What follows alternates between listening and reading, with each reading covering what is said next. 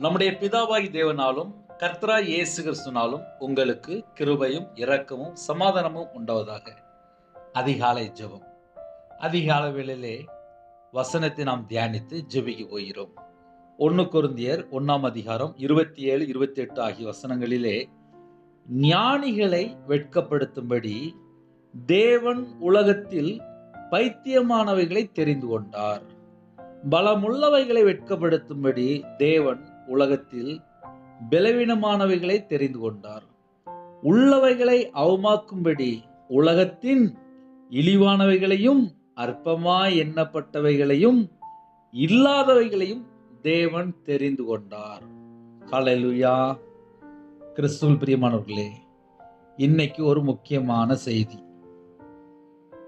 தெரிந்து கொண்டார், தெரிந்து கொண்டார், தெரிந்து கொண்டார். ஹல்லேலூயா. வெளிப்படுத்தின விசேஷம் 17 அதிகாரம் 14 வசனத்தில் எழுதப்பட்டிருக்கு. இவர்கள் ஆட்டுக்குட்டியானவருடனே யுத்தம் பண்ணுவார்கள். ஆட்டுக்குட்டியானவர் கர்த்தாதி கர்த்தரும் ராஜாதி ராஜாவுமாய் இருக்கிறபடியால் அவர்களை ஜெயிப்பார். அவரோடே கூட இருக்கிறவர்கள் அழைக்கப்பட்டவர்களும் தெரிந்து கொள்ளப்பட்டவர்களும் உண்மை உள்ளவர்களுமாய் இருக்கிறார்கள் என்றார்.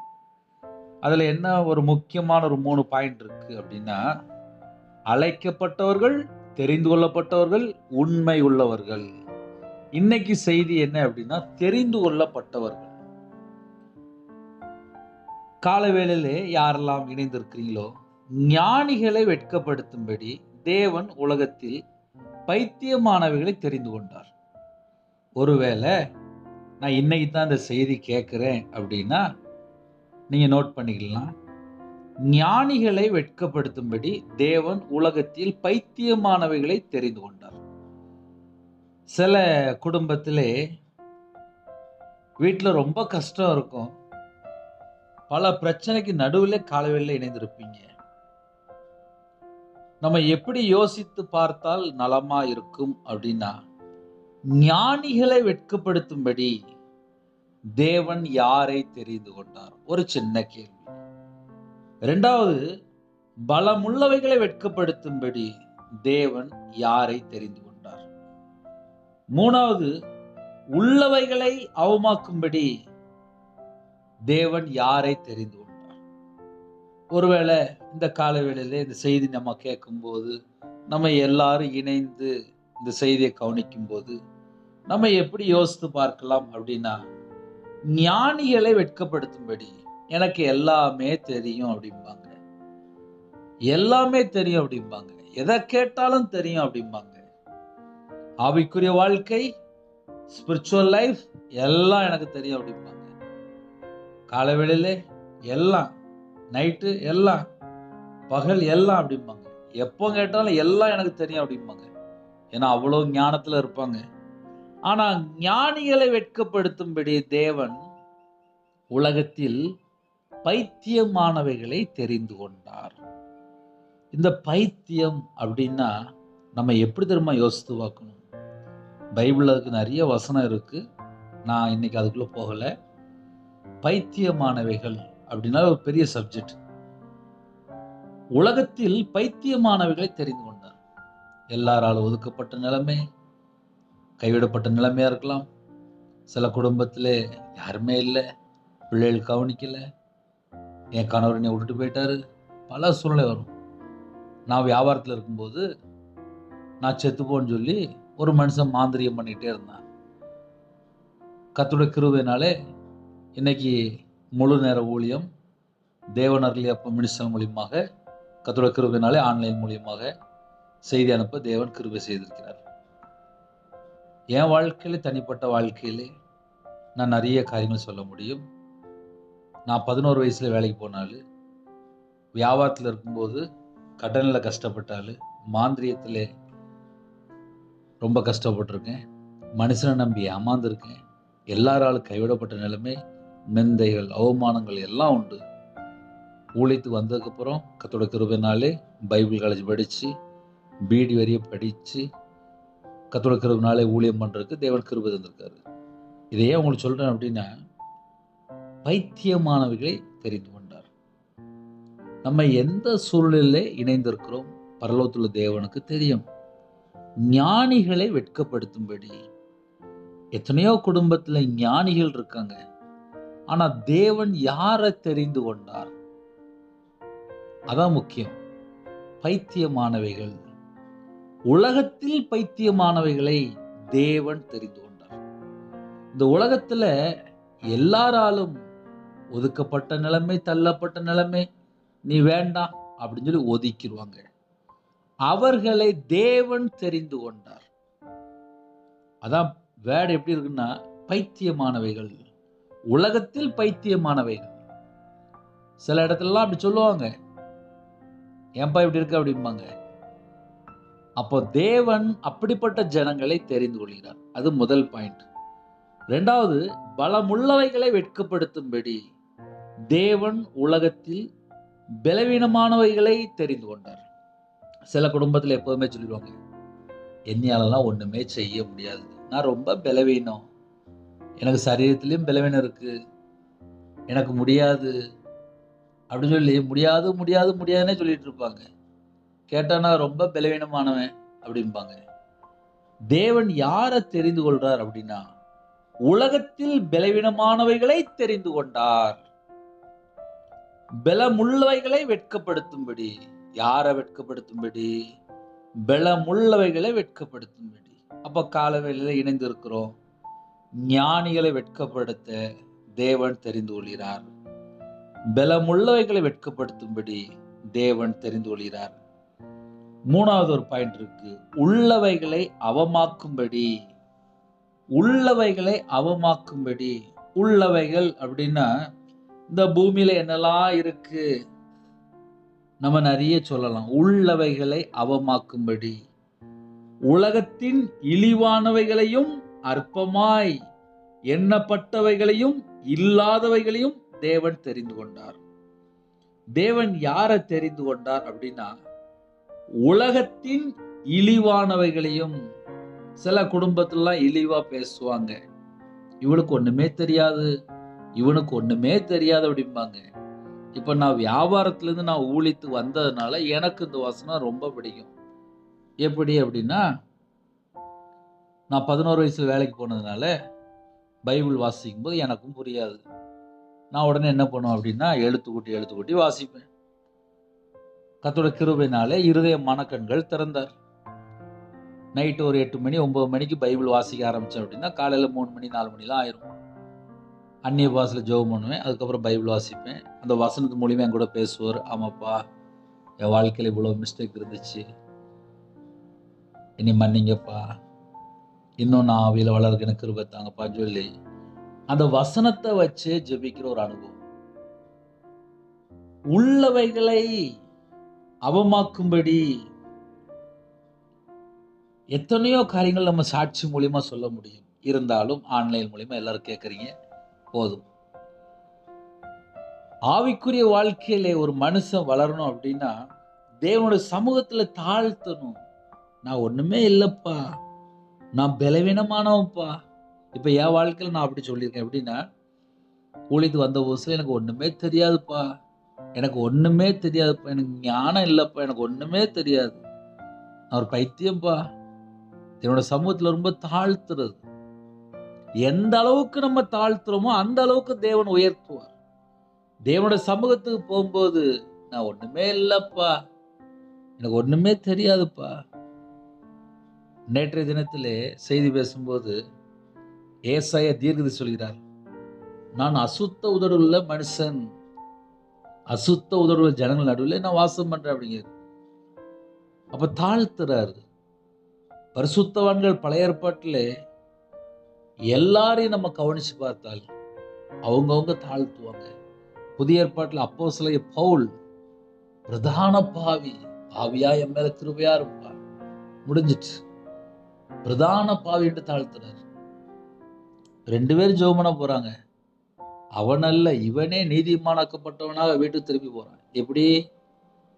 இருதயத்துக்குள்ள உணர்ந்து, என் வாழ்க்கை இப்படித்தானே இருக்கு, நான் பாவத்துல இருக்கிறோம்ல, என் பாவத்தை மன்னிங்கப்பா. அப்ப தேவனுடைய சமூகத்துல வரும்போது எந்த அளவுக்கு நம்ம தாழ்த்துறோமோ அந்த அளவுக்கு எடுத்து பயன்படுத்துவார். ஞானிகளை வெட்கப்படுத்தும்படி. எதுக்கு நம்மளை சூஸ் பண்றாரு? அதுதான் முக்கியம். 3 தடவை எழுதப்பட்டிருக்கு. தேவன் தெரிந்து கொண்டார், தேவன் தெரிந்து கொண்டார், தேவன் தெரிந்து கொண்டார். யார? எதுக்காக? ஒரு மனுஷன் எல்லாராலும் தள்ளப்பட்ட நிலைமையிலே பலவீனமானவனா இருக்கிறானா, பைத்தியமா இருக்கிறானா, இல்ல அற்பமா எண்ணப்பட்ட ஒரு மனுஷனா இருக்கிறானா, அப்படிப்பட்ட ஜனங்களை தேவன் தெரிந்து கொள்கிறார்.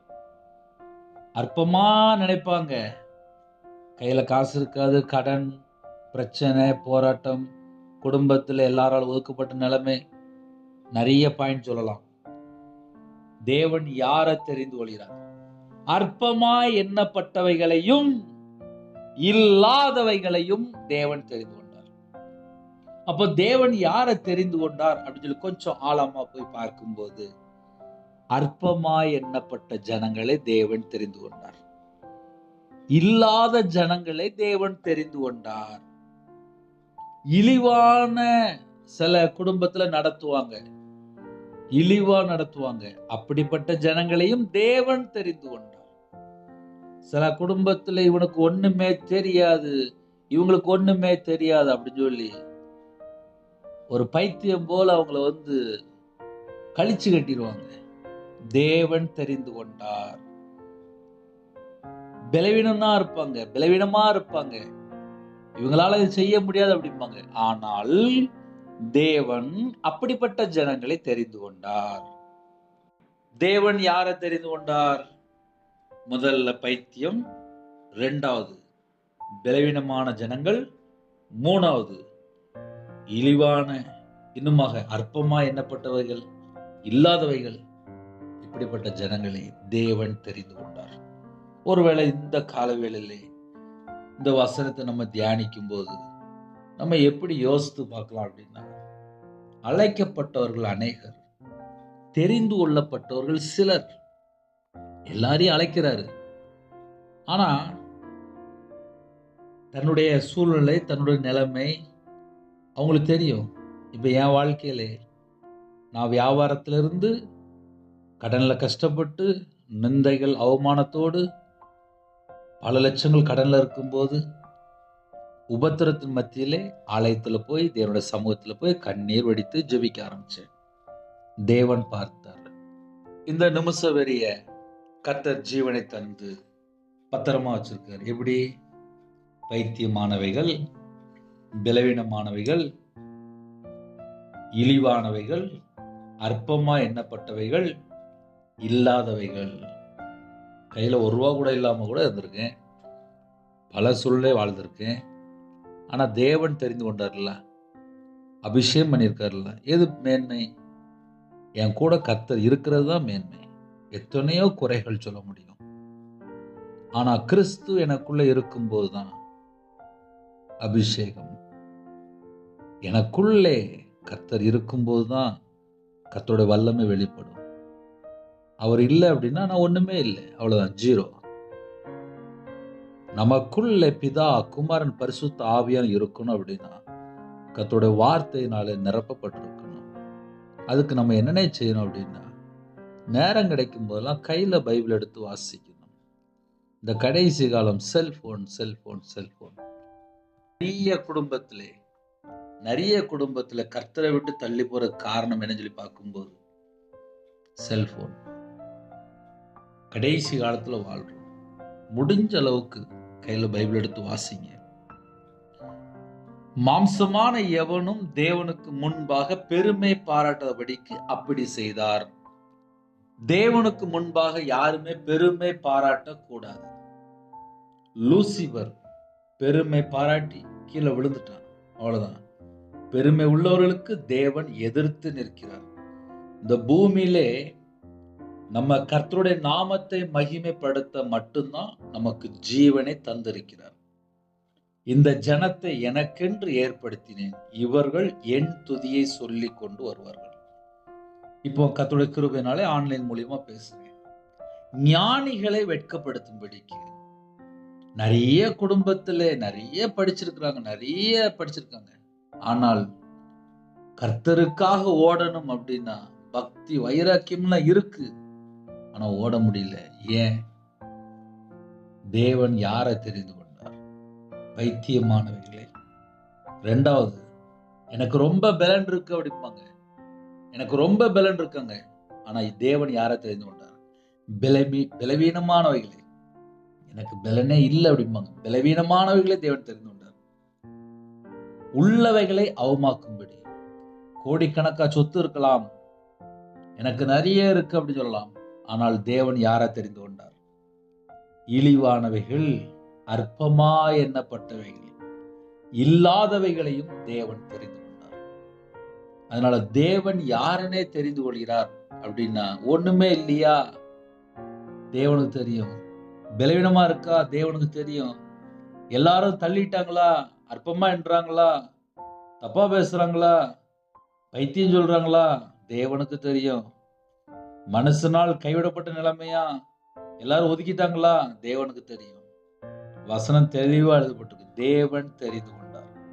அப்ப இந்த காலவேளையில் இந்த வசனத்தை நம்ம தியானிக்கும் போது நம்ம முதல்ல எப்படி யோசிக்கிறோம் அதையும் தேவன் பார்த்துட்டு இருப்பார். ஏன்னா சில குடும்பத்துல சகலவிதமான செழிப்பு இருக்கும்.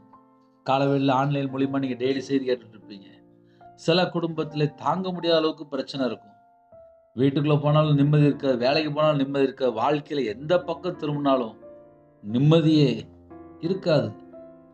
பலவிதமான சூழ்நிலையிலே கர்த்தருடைய ஜனங்கள் இணைந்திருக்கிறீங்க. இன்னைக்கு காலவேளையிலே 3 பாயிண்ட் தான். முதல்ல பைத்தியமானவைகளை, இரண்டாவது பலவீனமானவைகளை, மூணாவது இழிவானவைகளையும் அற்பமா எண்ணப்பட்டவைகளையும் இல்லாதவைகளையும் தேவன் தெரிந்து கொண்டார். அதனால இந்த வசனத்தை வாசிக்கும் போது சில குடும்பத்திலே பர்டிகுலரா தேவன் பேசியிருக்கிறார். ஹல்லேலூயா. ஒரு சின்ன ஜெபம் முடிப்போமா? இருக்கிற இடத்துல அப்படியே கண்களை மூடி நாம் ஜெபம் செய்வோம். அன்பின் கர்த்தாவே, நன்றியோடு துதிக்கிறோம்ப்பா. எங்க கூட நீங்க பேசியிருக்கிறீங்க, உங்களுக்கு ஸ்தோத்திரப்பா. யாரெல்லாம் தங்களை தாழ்த்துறாங்களோ கர்த்தர் அந்த குடும்பத்தை தொடரணும். உங்க பிள்ளைகளை கர்த்தர் அபிஷேகம் பண்ணுங்க, கர்த்தருக்காக ஊழியம் செய்யணும்ப்பா. இந்த ஜனத்தை எனக்கென்று ஏற்படுத்தினேன், இவர்கள் என் துதியை சொல்லி கொண்டு வருவார்கள். அப்படிப்பட்ட ஜனமாக நாங்கள் இருக்கணும்ப்பா. அழைக்கப்பட்ட ஜனமா இருக்கணும், தெரிந்து கொள்ளப்பட்ட ஜனமா இருக்கணும், உண்மை உள்ள ஜனமா இருக்கணும், கர்த்தருக்காக பக்தி வைராக்கியம் உள்ள ஜனமா இருக்கணும். எங்களுக்கு கிருபை தாங்கப்பா. மேன்மை பாராட்டுகிறவன் கர்த்தரை குறித்தே மேன்மை பாராட்ட வேண்டும். அப்படிப்பட்ட கிருபைகளை தாங்கப்பா. சுயம் சாகட்டும், நாங்கள் கர்த்தருக்காக மட்டுமே வாழணும். இந்த நாளை எங்களுக்கு ஆசீர்வதித்தாங்க. இணைந்திருக்கிற எல்லா குடும்பங்களையும் கர்த்தர் ஆசீர்வதிங்க. பிறந்த நாள், திருமண நாள் யாரெல்லாம் கொண்டாடுறாங்களோ கர்த்தர் 1000 தலைமுறைக்கு ஆசீர்வதிங்க. சிறியோர் முதல் முதியோர் வரை எல்லாரையும் ஆசீர்வதிங்க. வெளியில புறப்படுறாங்க, சகலவிதமான பாதுகாப்பு தாங்க. இன்னைக்குள்ள தேவைகளை கர்த்தர் சந்திங்க. கற்பத்தை நீங்க ஜெபிக்கிறாங்க, கர்த்தர் மனமருங்க. மாசமா இருக்கிற குடும்பத்தை கர்த்தர் ஆசீர்வதிங்க. டெலிவரி போறாங்க, கர்த்தர் கூட இருங்க. தேவைகளை சந்திங்க. யாரெல்லாம் எந்த மாவட்டத்துல எந்த நாட்டுக்குள்ள இருக்காங்களோ எல்லாருமே கர்த்தர் தொட்டு பரிபூர்ணமா ஆசீர்வதிங்க. பலவீனத்தோடு படுத்த படுக்கையில் யாரெல்லாம் இருக்கிறாங்களோ கர்த்தருடைய கரம் பிள்ளைகளை தொடட்டும்பா. கர்த்தர் ஜீவனை தந்து தீர்காய் தந்து பரிபூர்ணமா ஆசீர்வதிங்க. நிறைய குடும்பத்துல இருதயம் ஃபுல்லா பாரமா இருக்குப்பா, அந்த பாரத்தை நீக்கி ஆசீர்வதிங்க. உங்க நாமமே விடட்டும். அப்பிரயோஜனமான ஊழியக்காரப்பா, கர்த்தருடைய கரத்தில் எங்களை தாழ்த்தமையும் இந்த நாளை எங்களுக்கு ஆசீர்வதித்தாங்க. குறைகள் குற்றங்கள் இருந்தால் மன்னித்து ரத்தத்தினால கழுவி சுத்திகரித்து எங்களை ஆசீர்வதிங்க. துதி கன மகிமை எல்லாம் கர்த்தராகிய இயேசு கிறிஸ்து ராஜா ஒருவருக்கே செலுத்தினோம். இயேசு கிறிஸ்து பிதாவே ஆமென். தேவனுக்கே மகிமை உண்டாதாக. கர்த்தர் தாமே உங்களை உங்கள் குடும்பத்தில் சகல காரியத்திலும் சம்பூர்ண திருப்தியாக கர்த்தர் கொடுத்து ஆசீர்வதிப்பாராக. ஆமென். கர்த்தராகிய இயேசுவின் கிருபையும் பிதாவாகிய அன்பும் பரிசுத்தனுடைய ஐக்கியமும் இப்பொழுதும் எப்பொழுதும் சதா காலங்களிலும் நம்மளோடு கொடுப்பதாக. ஆமென். கிறிஸ்துவுக்குள் பிரியமானவர்களே, 9336064181 என்ற நம்பர் உண்டால் உங்களுக்காக குடும்பத்தில் ஜெபிப்போம். ஹல்லேலூயா. God bless you. Thanks for watching. Please subscribe our channel. Click the like and share. Click the bell. God bless you.